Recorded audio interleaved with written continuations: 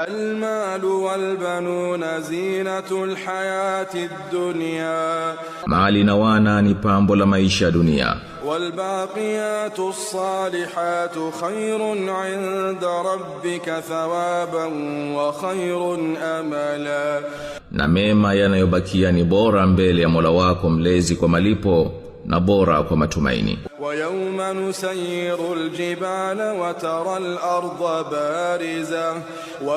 الأرض بارزة na siku tutapoiondoa milima na ukaiona ardhi wazi. وحشرناهم فلم نغادر منهم أحدا na tukawafufua wala hatutamwacha hata mmoja kati yao. وعرضوا على ربك صفا na wakahudhurishwa mbele ya Mola wako mlezi kwa safu. لقد جئتمونا كما خلقناكم أول مرة mmetujia kama tulivyokuumbeni mara ya kwanza.